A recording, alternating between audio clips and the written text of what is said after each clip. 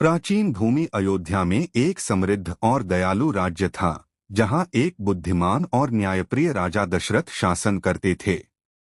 अपनी समृद्धि और ज्ञान के बावजूद राजा दशरथ के हृदय में एक गहरी पीड़ा थी। उनके कोई संतान नहीं थी जो उनके राज्य की विरासत को आगे बढ़ा सके।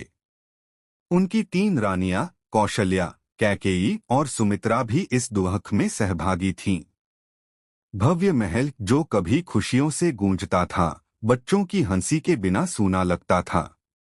राजा दशरथ ने अपने विश्वस्त मंत्रियों और ऋषियों से इस समस्या का समाधान पूछा।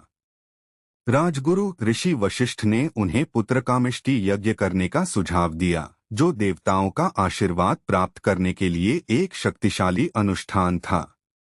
इस सुझाव ने राजा दशरथ के हृदय में आशा की एक किरण जगाई और उन्होंने इस पवित्र यज्ञ को कराने का निश्चय किया।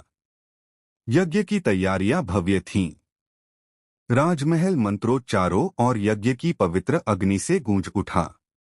धूप और हवन सामग्री की सुगंध ने पूरे वातावरण को दिव्यता से भर दिया।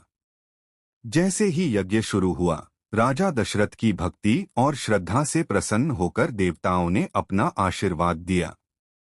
यज्ञ की अग्नि से एक दिव्य स्वरूप प्रकट हुआ, जो एक स्वर्ण कलश लेकर आया। उस दिव्य दूत ने राजा दशरथ को वह कलश देते हुए कहा, हे राजन, देवता आपकी भक्ति से प्रसन्न हैं।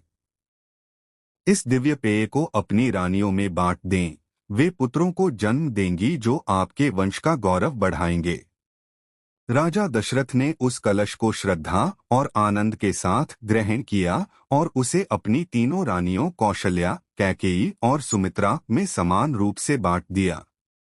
समय के साथ देवताओं का आशीर्वाद फलीभूत हुआ।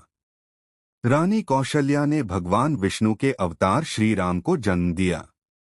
रानी कैकेयी ने भरत को जन्म दिया और रानी सुमित्रा ने जुड़वा पुत्र लक्ष्मण और शत्रुघ्न को जन्म दिया। इन 4 राजकुमारों के जन्म से अयोध्या में खुशी की लहर दौड़ गई। नगर को फूलों से सजाया गया और सड़कों पर संगीत और नृत्य का उत्सव शुरू हो गया।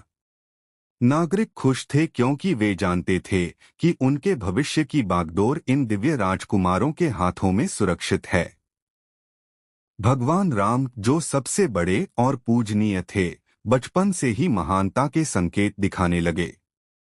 उनकी आंखों में ज्ञान की चमक थी और उनका स्वभाव शांत और धीर था। वे धर्म, शौर्य और करुणा के प्रतीक बने। भरत, लक्ष्मण और शत्रुघ्न भी समान रूप से गुणी थे और उनके बीच का बंधन अटूट था।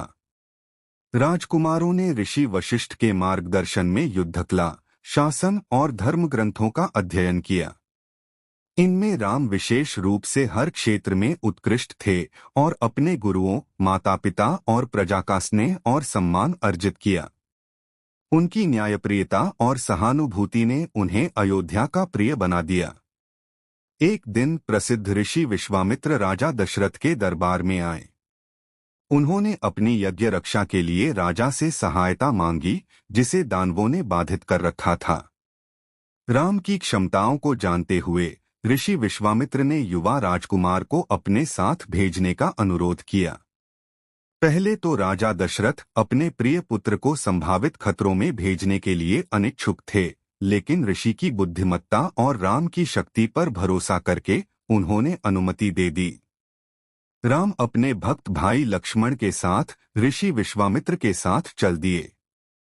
रास्ते में उन्होंने कई भयंकर राक्षसों जैसे ताड़का और सुबाहु का वध किया।